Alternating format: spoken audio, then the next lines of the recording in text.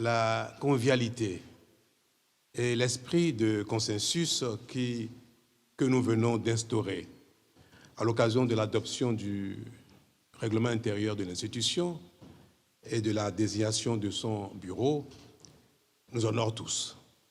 Messieurs et dames, bonsoir et bienvenue sur l'élan africain, le média, dans votre émission Regard sur l'Afrique.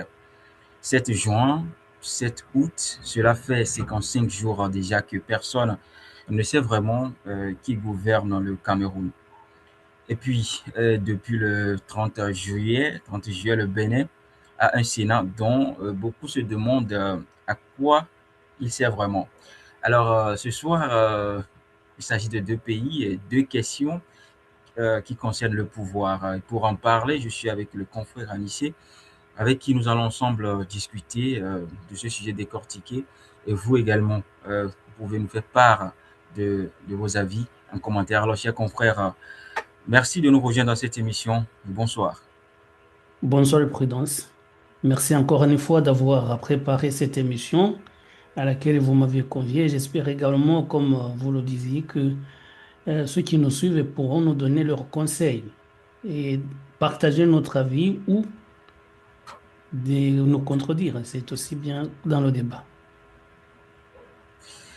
Merci beaucoup. C'est toujours un plaisir de le savoir nombreux à nous suivre sur cette plateforme.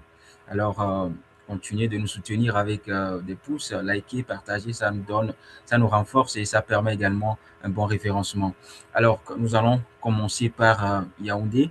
Comme je le disais, le 7 juin 2026, bien évidemment, Paul Biya a quitté Yaoundé avec son épouse Chantal pour se rendre, n'est-ce pas, en Europe pour un court séjour privé.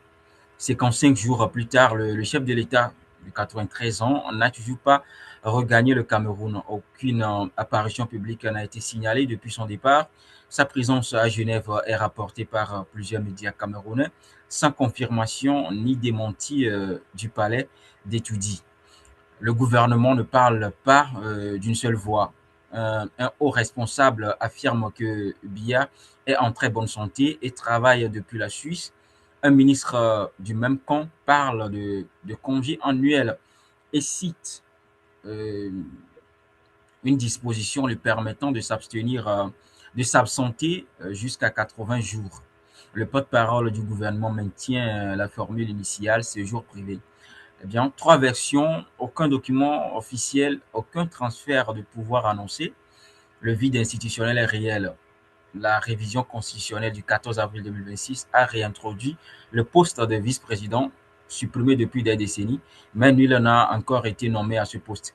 Le Premier ministre Joseph Dion Ngouté gère les affaires courantes sans délégation formelle des pouvoirs présidentiels.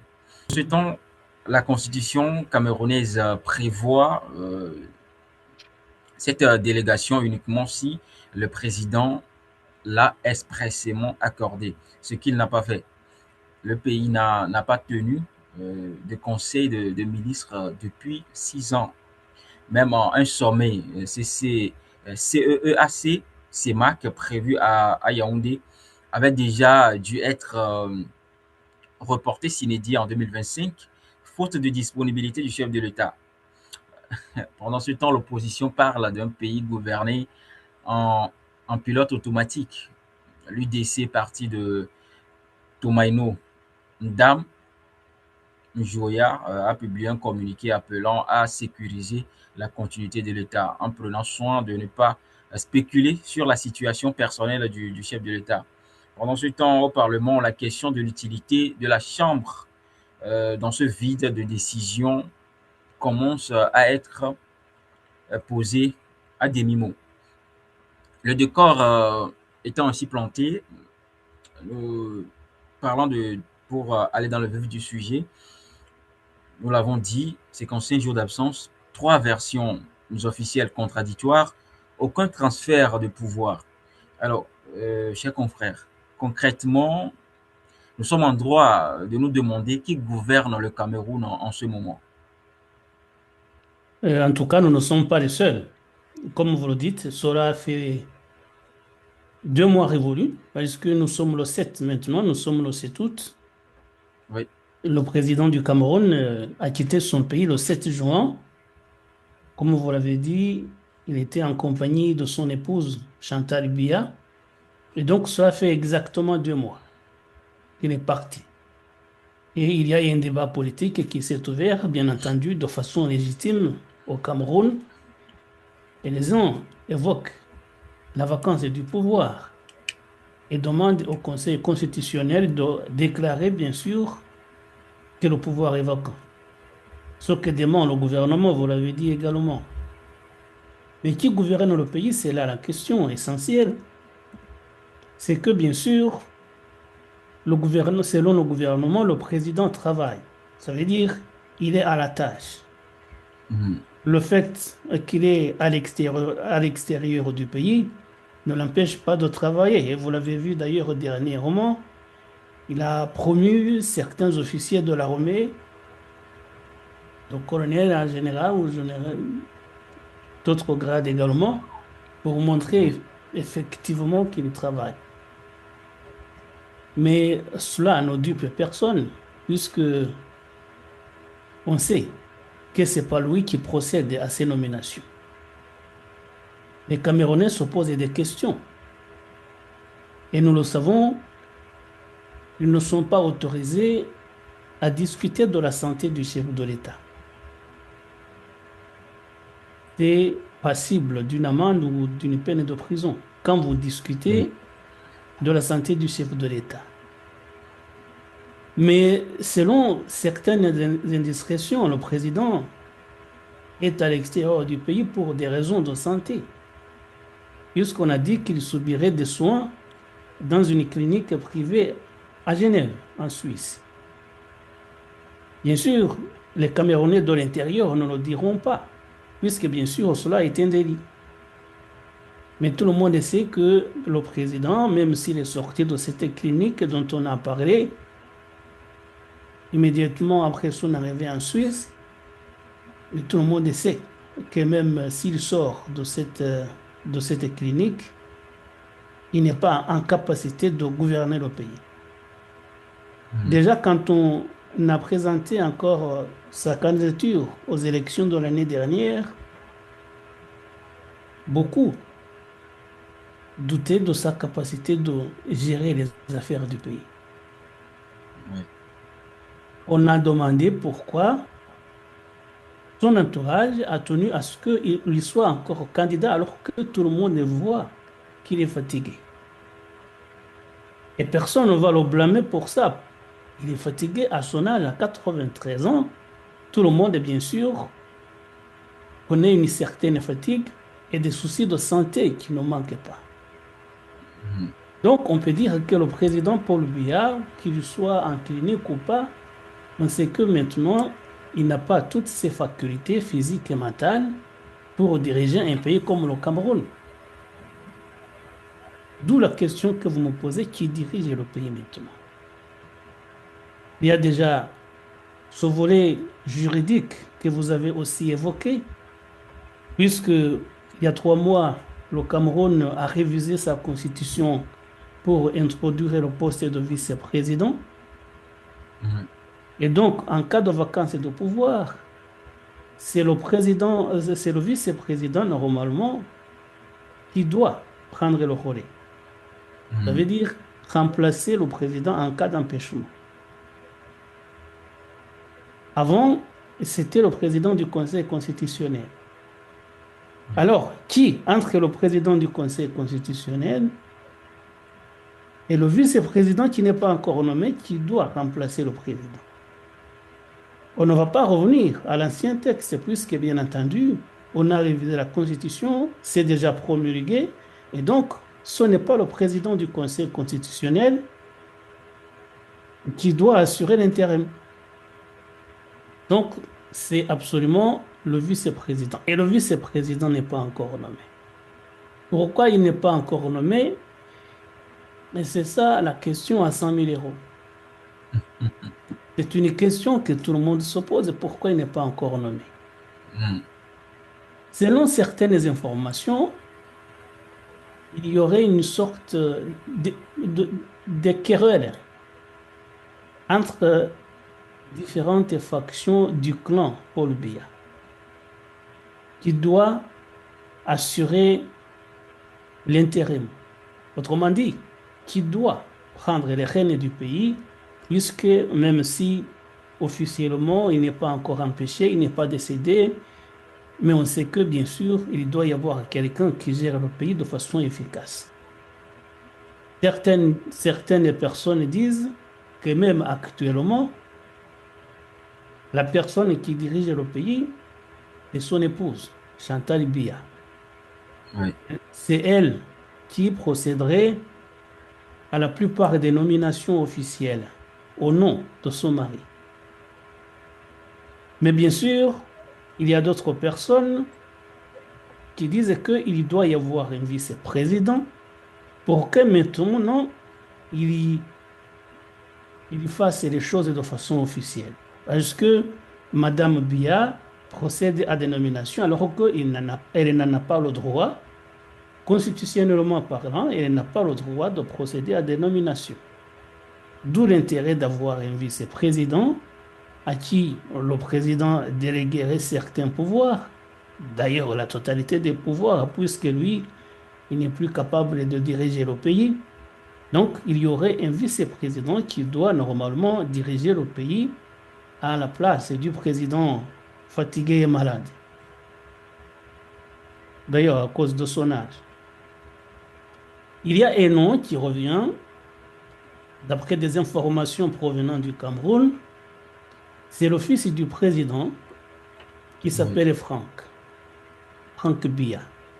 Oui. Lui, il est présenté normalement comme un homme d'affaires, un entrepreneur, mais les Camerounais disent que c'est lui normalement qui doit remplacer son père. Et c'est pour lui qu'aurait été créé ce poste de vice-président. Ça veut dire que Paul Biya voudrait que son fils occupe le poste de vice-président en vue de pouvoir le remplacer valablement et de façon officielle. Et donc, s'il n'est pas encore nommé, c'est qu'il est un peu contesté dans l'entourage justement du président, puisqu'il n'a jamais exercé de responsabilité politique. Tout simplement, il est pressenti pour la simple raison qu'il est le fils du président.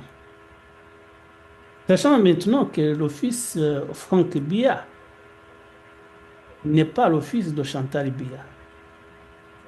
D'ailleurs, ils ont pratiquement le même âge.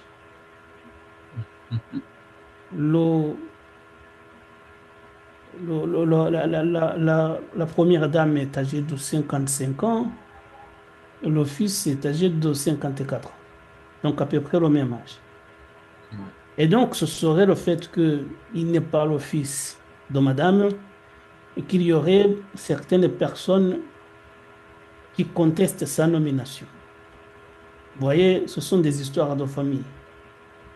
Mais beaucoup disent que Franck Biya est le futur chef de l'État qui n'est pas encore officiellement nommé au poste de vice-président qui aurait été créé pour lui.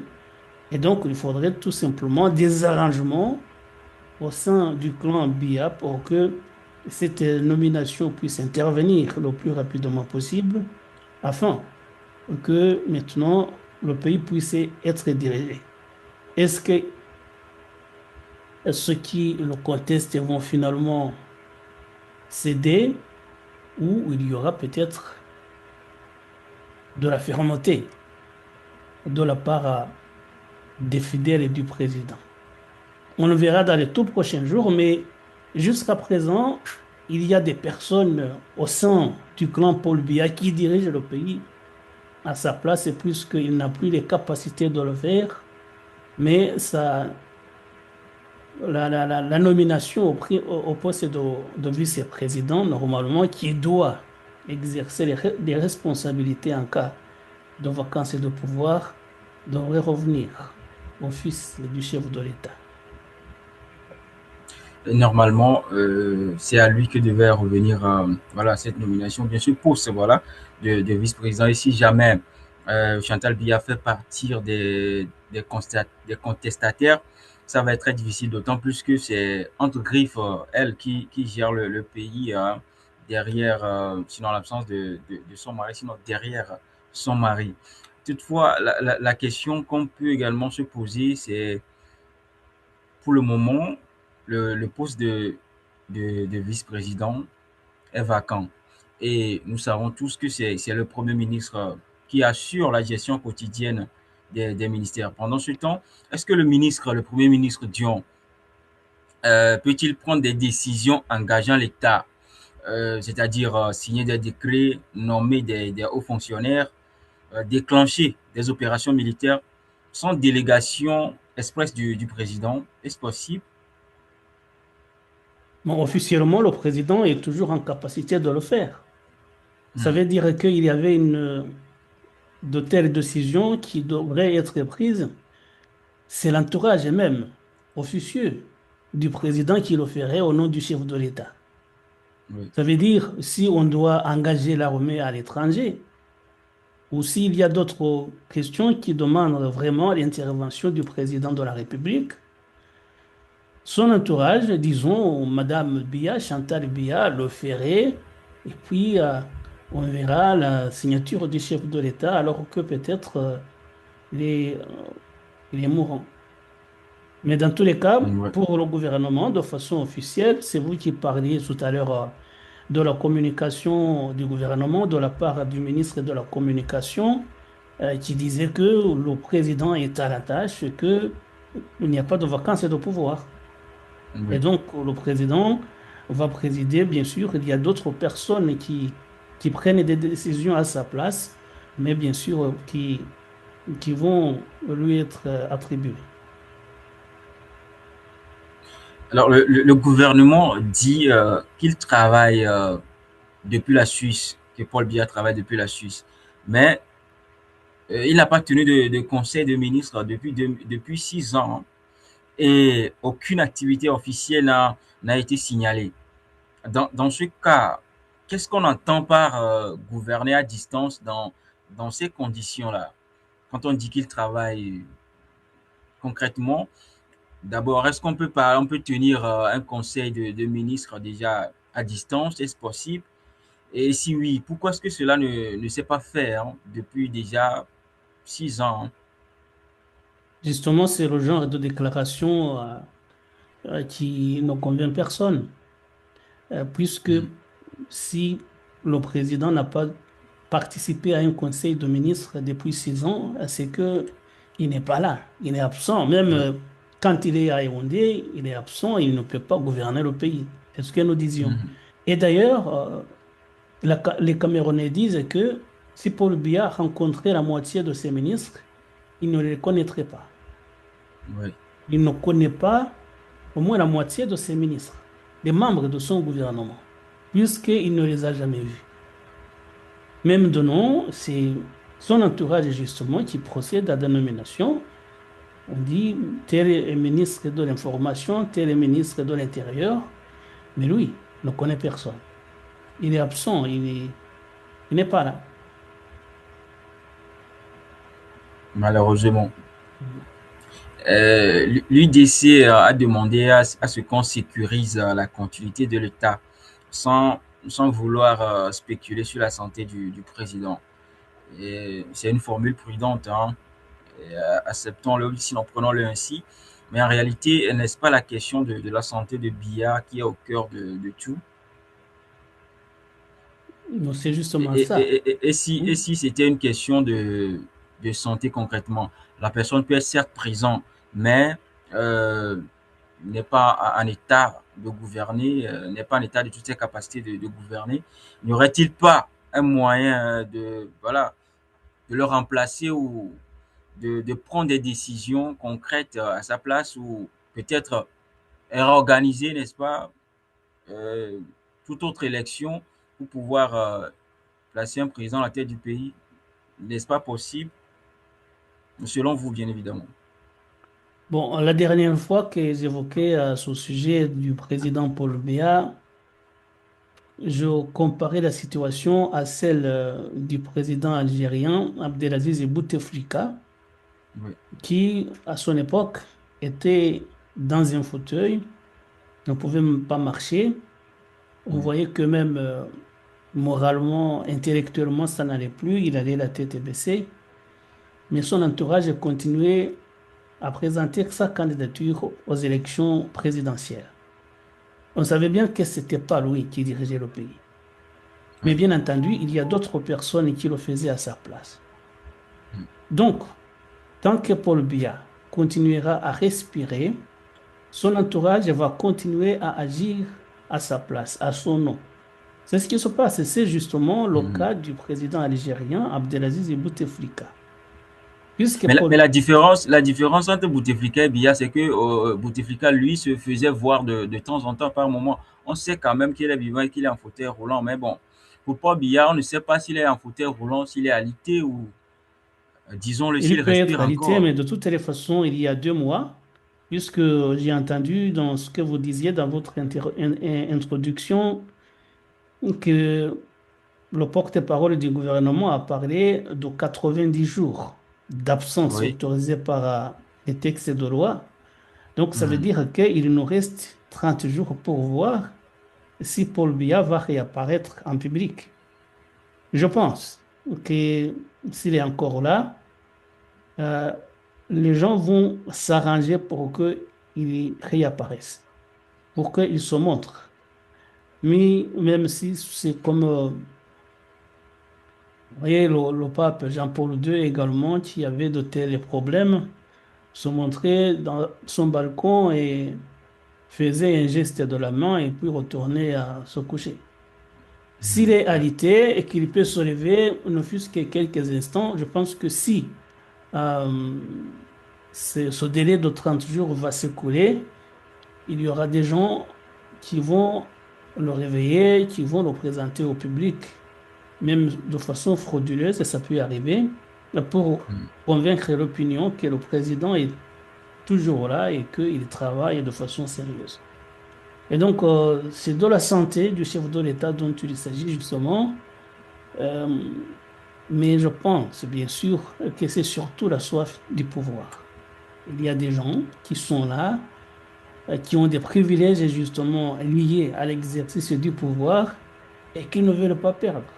Ils savent, même si c'est son fils qui le remplace, Franck Biya, ils savent bien qu'il viendra avec son cercle à lui, qu'il y a des gens maintenant de l'entourage de Chantal Biya qui ne seront peut-être plus en odeur de sainteté.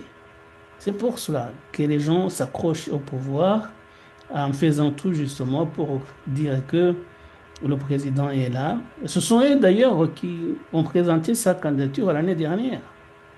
Tout le monde a dit que c'était une candidature de trop, puisqu'on savait que Mm. physiquement, intellectuellement, le président n'a plus la force d'exercer le pouvoir. Alors, euh, si aujourd'hui Biya ne revenait pas ou ne revenait plus, par hypothèse, quel mécanisme constitutionnel s'activerait et qui prendrait réellement les rênes du pouvoir à Yaoundé? Le Est-ce vice-président. que vous voyez quelqu'un? Oui, justement, mais pour l'instant, le vice-président n'est pas encore nommé.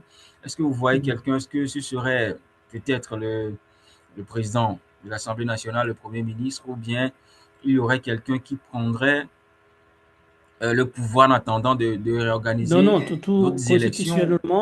constitutionnellement, toutes ces personnes n'ont pas la possibilité d'exercer l'intérim, Hmm. puisque c'est le vice-président qui doit le faire. Mais vous savez, dans les cercles de pouvoir, il y a beaucoup de falsifications. Euh,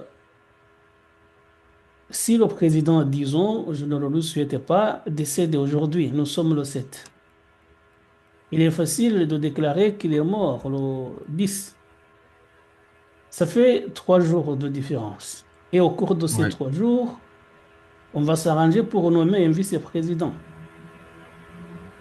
que ce soit celui qui est pressenti ou peut-être quelqu'un d'autre qu'on va nommer dans l'urgence, Mhm. mais il y aura un laps de temps entre le décès du chef de l'État et la déclaration officielle de ce décès. Il y aura un laps de temps qui permettra à l'entourage du chef de l'État de procéder à la nomination du vice-président, évidemment avec la signature de Paul Biya. Et Mhm. donc, je pense, c'est ce que je crois, c'est mon opinion. Je pense Ouais. que maintenant que la révision constitutionnelle a été adoptée et promulguée, il n'est plus possible de revenir en arrière, même si il pouvait y avoir cet événement malheureux. Les gens s'arrangeront pour que le décès soit décalé de quelques jours pour permettre la nomination du vice-président. Malheureusement, on ne le souhaite pas, on ne le souhaite pas, mais selon cette hypothèse, pourquoi attendre le décès pour pouvoir mettre en place ce système, bien ce mécanisme-là? Pourquoi ne pas, de son vivant, essayer de nommer un vice-président, voilà, avant que le mal n'arrive? Je pense que les concernés y travaillent. Mais le souci, Ouais. justement, c'est de s'entendre sur la bonne personne, puisqu'il y a des disputes internes. Et tant que, justement, ils n'auront pas trouvé un terrain d'attente, cela va créer des problèmes. Et d'ailleurs, j'ai vu, il y a des gens qui comparent la situation du Cameroun à celle du Gabon, du temps d'Ali Bongo. Ali Bongo, bien sûr, lui, il a été renversé alors qu'il essayait de truquer les élections, mais il y a eu justement cette intervention militaire qui a mis fin au système. Et quand les événements du Gabon ont eu lieu, ce coup d'État d'Oligui Nguema, le Cameroun, il y a eu des remous au Cameroun qui ont dit peut-être que ce qui est arrivé au Gabon peut arriver chez nous. Et on dit qu'il y aurait eu des remaniements au sein de l'armée, surtout au sein de la garde présidentielle. Mais je pense bien sûr que c'est une hypothèse à ne pas écarter. Il y a peut-être au sein des forces armées du Cameroun qui disent on en a assez, peut-être il faudrait tenter un coup pour arrêter tout le système et permettre à une certaine renaissance de ce pays, quand même, qui est dirigé par euh, un homme, un seul, depuis 44 ans maintenant. D'accord. Merci beaucoup, chers confrères. Nous allons toujours braquer nos regards sur l'actualité du côté du Cameroun pour observer ce qui adviendra dans les jours à venir, surtout concernant, voilà, nous l'avons dit, il faut 80 jours, les tests l'exigent, ou bien le permettent, 90 jours d'absence et tout. On n'est que à 55 jours. On espère que les jours à venir, Paul Biya fera son apparition ou dans le cas échéant, on verra le successeur, sinon le vice-président nommé très bientôt. Eh bien, messieurs et dames, vous qui nous suivez, c'était le premier sujet de cette émission Regard sur l'Afrique. Nous allons à présent aborder le second sujet de cette émission qui concerne la création du Sénat au Bénin. Eh bien, le Sénat, dont la vocation officielle est de stabiliser l'État. Mais selon les observateurs, sinon, les observateurs se demandent si ce n'est pas là aussi une affaire d'un seul homme. Eh bien, pour voilà, euh, introduire le sujet, vous n'êtes pas sans savoir que le 31 juillet 2026 à Porto Novo, 25 sénateurs sont officiellement installés dans leurs fonctions au Palais des gouverneurs, devenu pour l'occasion siège de la Chambre haute du Parlement béninois. La cérémonie est présidée par la doyenne d'âge Elisabeth Pognon, ancienne présidente de la Cour constitutionnelle, en remplacement de l'ancien président Nicéphore Soglo, absent pour raison de santé. Le Bénin passe d'un parlement monocaméral à un système bicaméral. une transformation majeure depuis le renouveau démocratique de 1990. Cette initiation, enfin, cette institution euh, est le fruit de la révision constitutionnelle adoptée dans la nuit du 14 au 15 novembre 2025 à la majorité qualifiée des 4 cinquièmes requises, 90 voix pour, 19 contre, promulguée le 17 décembre 2025 par Patrice Talon, alors encore en exercice. La réforme introduisait simultanément deux changements, la création du Sénat et l'allongement du mandat présidentiel et législatif de 5 à 7 ans dès les élections de 2026. C'est bien Romuald Wadani, élu à la présidentielle d'avril 2026, est le premier chef d'État à bénéficier de ce mandat de 7 ans. La limite de 2 mandats, elle reste inchangée. Alors, la composition du Sénat mérite attention. Il comprend des membres de droit, les anciens présidents de la République, les anciens présidents de l'Assemblée nationale, les anciens présidents de la Cour constitutionnelle. Alors, un Sénat de 25 membres, dont les chefs, enfin les anciens présidents de la République et les anciens présidents de l'Assemblée nationale siègent de droit et dont les autres sont désignés par l'exécutif et le législatif. Chers confrères, ne peut-on pas dire ce n'est pas vraiment une chambre élue? Peut-on le dire? Mais c'est quoi concrètement? Si on le qualifie, si on se permet de dire que ce n'est pas vraiment une chambre élue, concrètement, qu'est-ce que c'est? D'après ce qu'on a vu, effectivement, c'est que tous les membres du Sénat, sauf ceux qu'ils nomment membres de droit, Oui, tous les autres ont été nommés par le chef de l'État, Romuald Wadani. oui, Ça veut dire qu'il n'y a pas d'élection. Et d'ailleurs, avant, je me mhm, posais la question, pourquoi est-ce que Patrice Talon n'a pas laissé la place à quelqu'un qui a été élu par le peuple, mais il n'y a pas un seul sénateur qui a été élu par le peuple. pas du Et tout. donc, tous, tous les sénateurs ont été désignés par le chef de l'État. Mhm, C'est quand même un peu bizarre le système qu'ils ont mis en place. Deuxième point, peut-être qu'il faudrait souligner, c'est les missions qui ont été conviées à cette nouvelle institution, le Sénat, qui n'est pas une chambre législative, comme on pouvait s'y attendre, mais que on dit les missions du Sénat, c'est d'abord réguler la vie politique du pays et de veiller à l'unité nationale oui, et à la stabilité de l'État.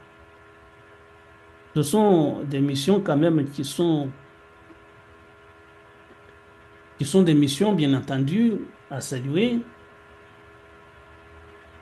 mais qui normalement revenaient à d'autres institutions. mhm, Quand on dit que la première mission, c'est de réguler la vie politique du pays, on voit par exemple que le Sénat peut suspendre ou retirer des droits civils, civiques et politiques aux acteurs de la vie politique, sauf le président de la République, le président de l'Assemblée nationale et le président du Conseil économique et social. Tous les autres acteurs de la vie politique peuvent faire l'objet des poursuites de la part du Sénat. Mais là, normalement, c'est la mission de l'institution judiciaire. Ça veut dire que le Sénat, normalement, va remplacer en partie le pouvoir judiciaire. mhm. Et ça cause justement, ça pose un certain nombre de questions. Et puis, vous l'avez dit également, ce que disent certains observateurs, certains analystes, c'est que le Sénat maintenant est une institution taillée sur mesure, qui a été pensée et mise en place pour un certain Patrice Talon.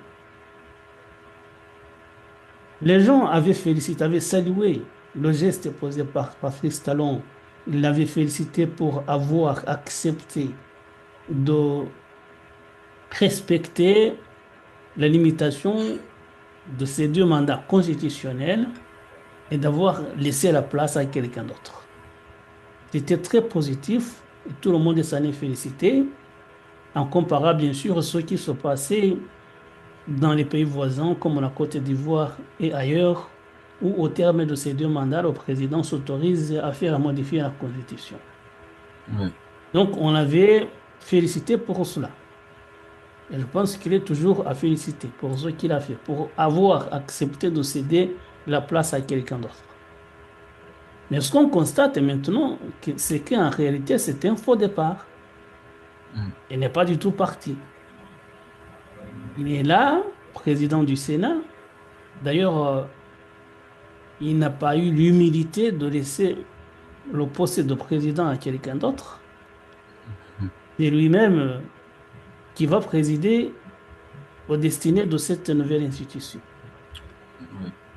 Et qui va avoir ces lourdes tâches qu'on vient de voir.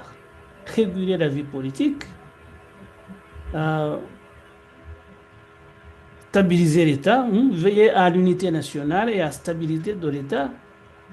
Cela, normalement, c'est du rôle du président de la République. L'unité nationale et la stabilité de l'État, ça fait partie des attributions du président de la République. Et maintenant, on dit c'est le Sénat, donc son président, il va s'en occuper. Ce qui peut-être va poser un certain nombre de problèmes dans l'avenir. J'espère qu'on ne va pas voir des problèmes surgir entre le chef de l'État et le président du Sénat. On a vu ce qui s'est passé. Oui, justement, c'est ce qui amène à ma question, à cette deuxième question. Vous l'avez évoqué plus haut, le Sénat peut bloquer toute révision constitutionnelle, toute loi électorale, tout test sur les partis. Et Patrice Talon, il siège comme membre de droit, en plus d'être président actuellement. Alors, sa présence au Sénat, cela ne va pas constituer un mécanisme pour protéger ces réformes contre son successeur actuel. Et justement, c'est ce que vous êtes en train de dire tout à l'heure. Peut-être que voilà, cela va amener à des conflits qu'on a assisté ou bien qu'on assiste déjà dans les pays, dans les autres pays, quand nous prenons à l'instar du Sénégal. Et justement, j'espère que on ne va pas en arriver là. Puisque tel que le système a été conçu, c'est conçu pour un seul homme, Patrice Talon, et cela dans l'avenir peut provoquer des scissions entre lui et le chef de l'État.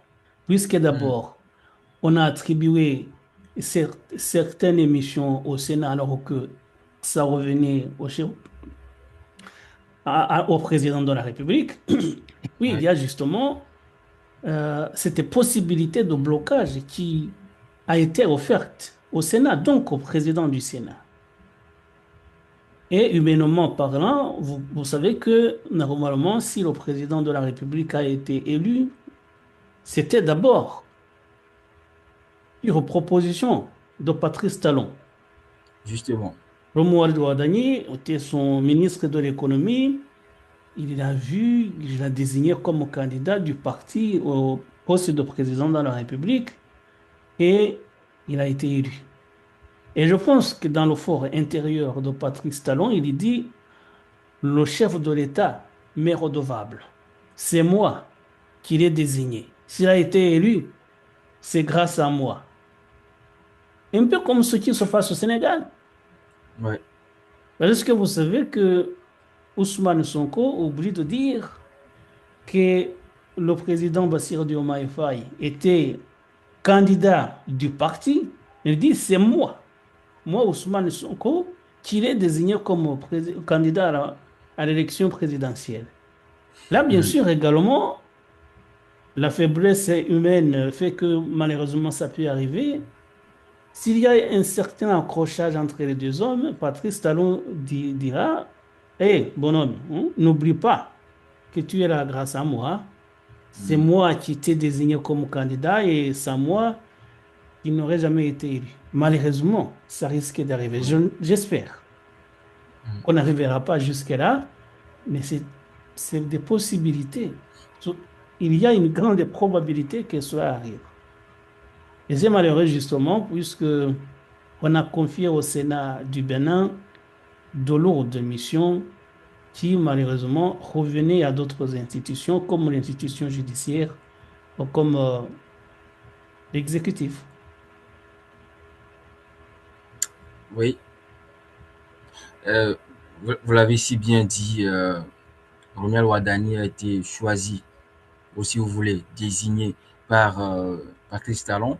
Eh bien, le mandat présidentiel vient de passer à 7 ans. Le Sénat est créé. Ces deux réformes arrivent ensemble juste avant que Patrice Talon ne quitte le pouvoir. Et comme dit Romuald Wadani, le nouveau président, lui vient hériter d'un cadre qu'il n'a pas bâti et qu'il ne peut pas facilement changer puisque le Sénat détient tous les pouvoirs, sinon presque. Alors, est-ce que cette configuration est tenable politiquement parlant? C'est compliqué justement, c'est pour cela que je disais qu'on va essayer de suivre la situation. On espère que les deux hommes continueront de s'entendre pour le bien du Bénin et des Béninois. Et vous savez, on donnait l'exemple du Sénégal. Mais je donne un autre exemple. En Afrique centrale, le Burundi. Oui. Il y avait le président Pierre Nkurunziza. Pierre Nkurunziza, normalement, il a fait 3 mandats. Ça a été contesté. Il y a eu beaucoup de manifestations d'ailleurs qui lui disaient qu'il n'avait pas le droit de briguer un 3e mandat, qu'il a fait tout de même. À la fin de son mandat, en 2020, il devait partir. Et il a fait élire un nouveau texte de loi. Lui, chef de l'État sortant, était désigné comme le guide. Ça veut dire qu'il y a un nouveau poste qui a été créé, le guide, qui revenait à lui, le chef de l'État. Pardon, l'ancien chef de l'État. Et il devait, selon ce texte de loi, il devait co-signer tous les décrets, tout ce que devait signer le président de la République, nouvellement élu, il devait également le co-signer, que ce soit les décrets, que ce soit les nominations. Et on voyait, il y avait d'autres avantages, évidemment, mais c'était surtout ça. Ça veut dire le président élu devait être dans l'ombre de l'ancien président, qui se faisait appeler le guide. Et je ne sais pas si c'est malheureux ou c'est heureusement, je dirais heureusement, avant l'entrée en fonction du nouveau président de la République, Pierre Nkurunziza est décédé brutalement. Dans des circonstances d'ailleurs mystérieuses, qui fait que certaines personnes soupçonnent le nouveau pouvoir de l'avoir éliminé pour qu'il ne soit pas gênant. Mais là, moi, je n'affirme rien, je ne sais pas. Il n'y a pas eu d'affirmation, il n'y a pas eu d'accusation. Et donc, mais il est décédé avant l'entrée en fonction du nouveau chef de l'État. Il craignait qu'il lui fasse de l'ombre. Oui. Et je donne cet exemple du Burundi justement pour illustrer ce qui se passe au Bénin. Puisqu'on va dire, Romuald Wadani va faire cela, il y a une révision constitutionnelle, Patrice Talon bloque. Et puis, il y aura des politiciens, si jamais il y a des conflits, il y a des politiciens proches du chef de l'État, puisque le chef de l'État ne peut pas être attaqué par le Sénat, mais le Sénat peut bien sûr attaquer ses proches. Vous avez dit, le Sénat peut suspendre ou retirer les droits civils et politiques de certains acteurs de la vie politique. C'est tout de même très fort. Et donc, ils n'ont pas la possibilité d'attaquer le chef de l'État, mais ils peuvent facilement attaquer l'entourage du chef de l'État. Et c'est là où justement les choses peuvent s'envenimer. J'espère bien sûr, comme je le disais, que les deux camps continueront de s'entendre pour le bien de tout le monde. En tout cas, nous espérons que les choses ne vont pas arriver à ce que on observe ce qui s'est passé, sinon ce qui se passe actuellement du côté du Sénégal. Mais toutefois, il y a une chose que l'on ne dit pas. Touma Boni Yahi, qui a dans un premier temps, et son parti, bien sûr, les démocrates ont dénoncé cette réforme depuis le début. Et maintenant, lui-même, il siège au Sénat. Maintenant, pour le reste de l'opposition, maintenant que le Sénat est installé, quel recours reste à l'opposition actuellement? Je pense que si la loi est promulguée, si le Sénat est mis en place, ce sera compliqué de le contester. D'ailleurs, le fait même que Boni Yayi a accepté de siéger au sein du Sénat, c'est qu'il Mhm. a compris lui-même qu'il n'y avait plus de moyens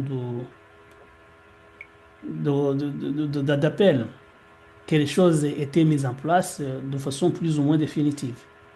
Et lui, d'ailleurs, il évoque une raison qui est entendable, et qui est entendable, c'est qu'il dit c'est peut-être le lieu pour le dialogue. Évidemment, je Oui. comprends. Moi, d'ailleurs, ce que je reproche à Patrice Talon, ce n'est pas de siéger au sein de cette nouvelle institution, c'est d'avoir voulu présider le Sénat. Ça montre vraiment que c'est une institution qui a été créée pour lui. Sinon, il aurait pu siéger comme les autres chefs de l'État. Il y avait bien évidemment ceux qui ne pourront pas être là, puisque M. Faure-Soglo, je crois, est âgé de 91 ans, on évoque des problèmes de santé, ça se comprend. Mais si on a la capacité physique d'y être, pourquoi pas venir justement discuter. Mais sinon, justement, si tout le monde voit maintenant à l'œuvre le nouveau Sénat, il y aura peut-être des ajustements à faire, Oui. je pense. Ça peut faire l'objet de nouvelles révisions. C'est possible Mhm. pour que on puisse ajuster cette institution nouvellement créée. Le Sénat en soi n'est pas une mauvaise chose, mais on peut Oui. quand même réviser certaines dispositions qui me semblent un peu bizarres. Comme justement le fait de nommer tout le monde, on peut dire il y a une partie des membres du Sénat qui seront élus par le peuple ou par le Parlement, pourquoi pas, ou désignés ailleurs, ça se fait, désignés par le Parlement, désignés par le chef de l'État désigne une partie, il y a une partie qui est élue, il y a une partie d'autres institutions. Mhm. C'est possible aussi, c'est une possibilité. Mais nommer tout le monde, je pense quand même que c'est une anomalie à corriger. Et puis, ceux qui seraient élus normalement, c'est eux. C'est parmi eux qu'il faudrait choisir le président du Sénat. Mais non pas Oui. quelqu'un qui se présente comme membre de droit, puisqu'il a été chef de l'État. Il aurait le droit d'être élu par les autres. Ça, vraiment, c'est une anomalie. Ça montre que c'est une institution taillée sur pièce pour M. Patrice Talon. Certains diront que qu'il n'avait pas le choix peut-être.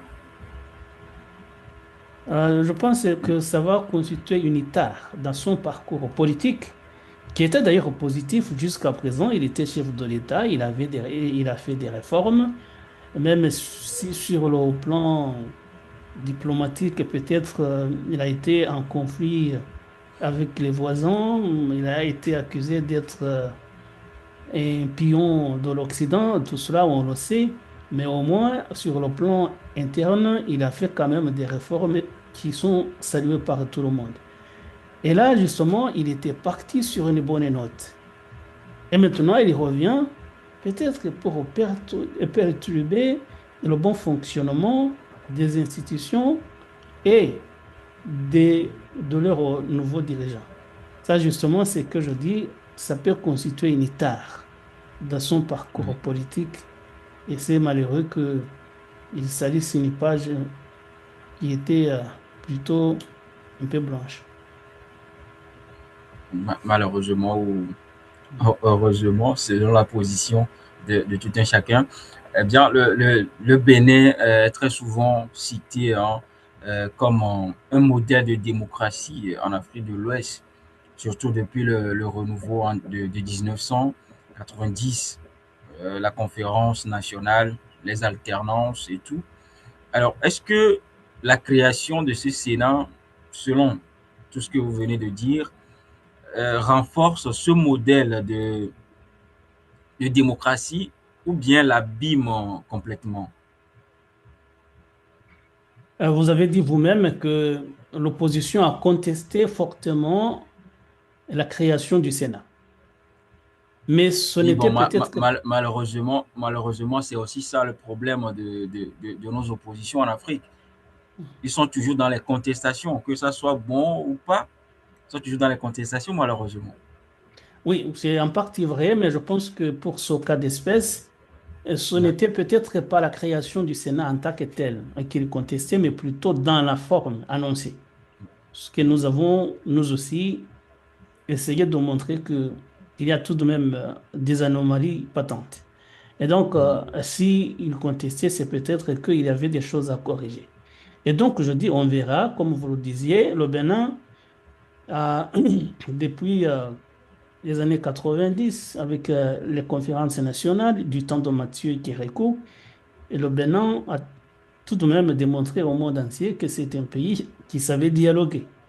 On n'avait pas très bien compris, d'ailleurs, que Mathieu Kérékou, qui était un ancien militaire et qui avait accédé au pouvoir à part les coups d'État, autant bien sûr que où les coups d'État étaient à la mode, on n'avait pas compris que le président, quand même, Mathieu Kérékou, puisse partir comme ça de sa bonne volonté.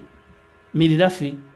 Et le Bénin est resté maintenant un modèle de démocratie dans cette région et d'ailleurs pour l'Afrique entière. Mais justement, il y a maintenant des choses qui commencent à ternir cette image. Et c'est pour cela que, comme les Béninois ont pu montrer qu'ils savaient dialoguer, c'est pour cela que je dis que le dialogue, c'est pas fini. Juridiquement, l'institution est mise en place, et je pense que il y a lieu d'engager un dialogue pour que on corrige certaines choses, on ajuste pour que cette institution puisse servir sans être contestée. Oui. Eh bien, dans la région, plusieurs pays ont créé des sénats. Hein. Le Sénégal en avait un, il a supprimé, il réfléchit à en recréer un. Le Togo en a, d'autres y réfléchissent.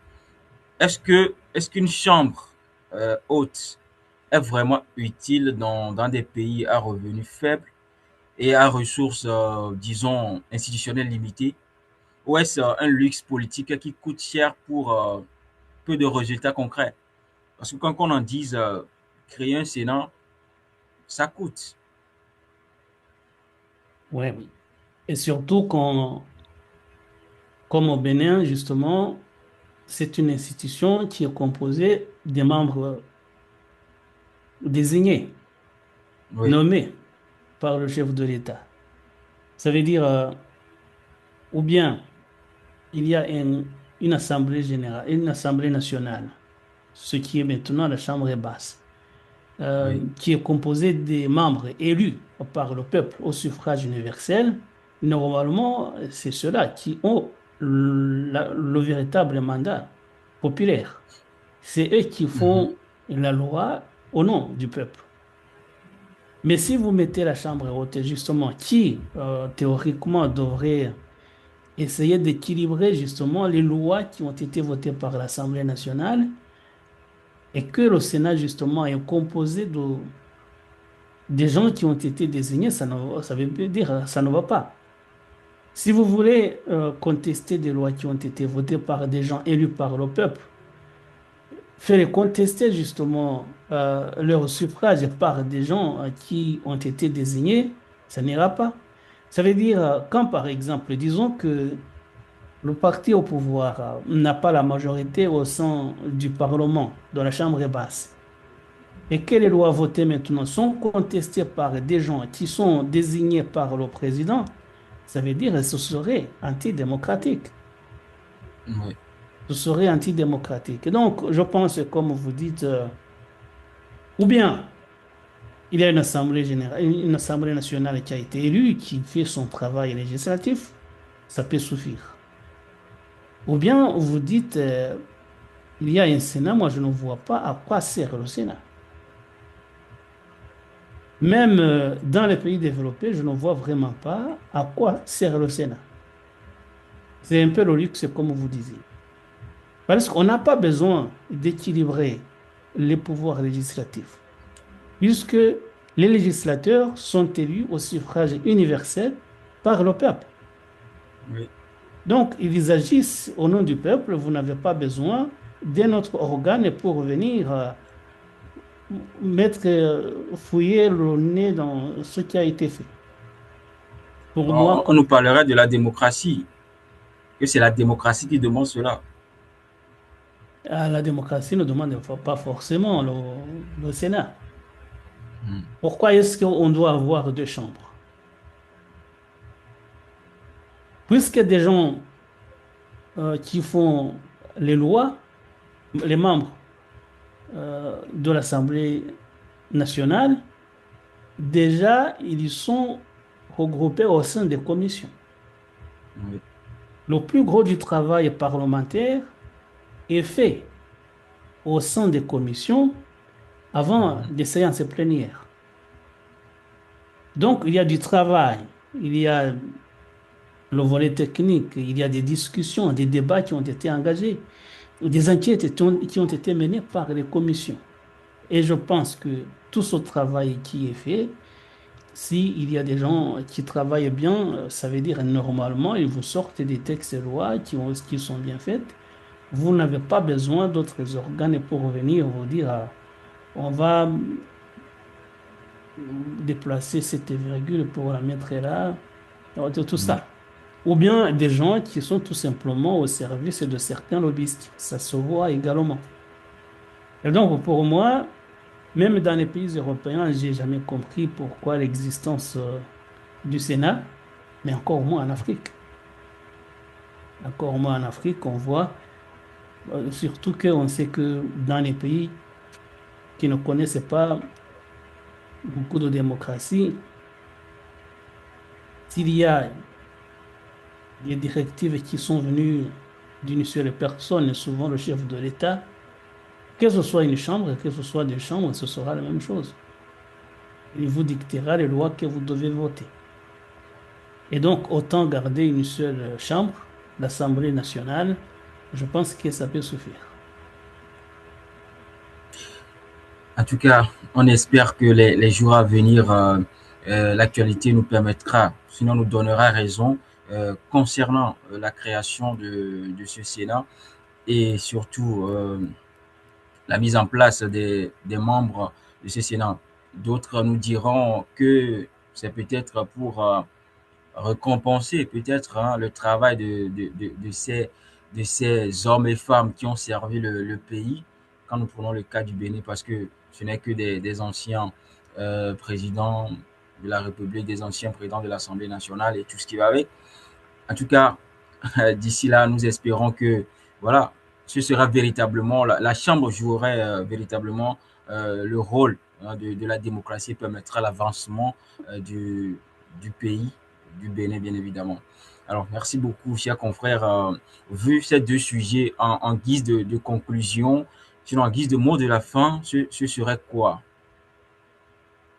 Vous disiez que peut-être en cas du Bénin, dans le cas du Bénin, ça peut être une façon de récompenser ceux qui ont servi le pays. Ça peut être Oui, le cas aussi, pourquoi pas, caser certains hauts dignitaires qui ont effectivement servi sous l'ancien pouvoir, pourquoi pas. Mais je pense que il y a une toute poignée de personnes qui vont avoir ce privilège. Il y a oui, d'autres personnes, et ils sont plus innombrables qui ont également servi, qui ne pourront pas entrer au sein de ces institutions, puisque sinon on ne s'en sortirait pas. Oui. Quand on a servi, normalement, on doit prévoir la façon d'avoir quand on a travaillé normalement, la loi prévoit comment vous êtes rémunéré même à la fin de votre mandat. Je ne vais pas entrer dans le détail, mais c'est ça qui devrait être fait. Ou bien tout simplement, vous avez d'autres fonctions. Ce n'est pas des carrières politiques qui comptent dans la vie. Il y a d'autres choses que l'on peut faire et bien vivre. Voilà, il y a des gens qui se retirent de la vie politique et qui ne le regrettent pas. Ouais. Alors, ces deux sujets, tout simplement, ce sont deux sujets qui concernent l'exercice du pouvoir. On a vu quelqu'un qui, normalement, aurait dû partir il y a très longtemps, qui est encore là, même si beaucoup doutent de ses capacités physiques et intellectuelles de diriger le pays. Ça veut dire que c'est quelqu'un qui ne veut pas partir. On vient de voir quelqu'un d'autre qui nous a leurré. Ça veut dire qui nous a dit qu'il est parti, mais qui en réalité n'est pas réellement parti. Donc, c'est une façon de s'accrocher au pouvoir. Ça veut dire simplement que ce qu'il faudrait dire, c'est que il y a des modes de gouvernement, les institutions du pays, les textes de loi prévoient le moyen d'accéder au pouvoir, les moyens d'exercer le pouvoir et les modes de quitter le pouvoir. Et ces modes de quitter le pouvoir devraient être respectés, non seulement sur le plan juridique, mais également sur le plan moral et humain. Je dis sur le plan moral et humain, puisque justement, dans le cas du Bénin, Patrice Talon a surpris tout le monde. On pensait qu'il partait, il n'est pas parti. Il a respecté les lois. Juridiquement, c'est bien. Constitutionnellement, il a fait respecter sa constitution. Mais moralement, humainement, il a quand même magouillé puisqu'il a fait voter une loi qui institue une nouvelle institution taillée sur mesure pour lui-même. Et là, c'est malheureux, justement. C'est pour cela que pour que les choses soient saines, il faudrait que nos politiciens acceptent, euh, comprennent qu'on ne peut pas passer toute sa vie au pouvoir. On peut faire autre chose dans la vie et bien vivre. Voilà. Je pense que c'est ce que je peux dire aujourd'hui et merci encore une fois pour les sujets intéressants que vous avez préparés. Eh bien, on ne peut pas passer toute sa vie au pouvoir. C'est ce mot que nous allons mettre dans cette émission. Il n'y aura pas plus belle conclusion de cette émission que ça. Merci beaucoup, cher confrère Anissé. Merci pour cet échange. Merci de t'avoir prêté au jeu du débat. Merci également à ceux qui nous ont suivis, sinon ceux qui nous suivent actuellement. Et comme toujours, n'hésitez pas à partager autour de vous cette émission, à surtout liker et n'est-ce pas, commenter également. Ça nous aidera aussi pour le référencement et ça nous aidera davantage à booster et à faire davantage. Merci beaucoup, chers confrères. Merci à toutes et tous. On va se dire à très bientôt et d'ores et déjà, bon début de week-end et prenez soin de vous. Merci beaucoup, Prudence, et bon week-end à vous et à tous nos téléspectateurs. Merci.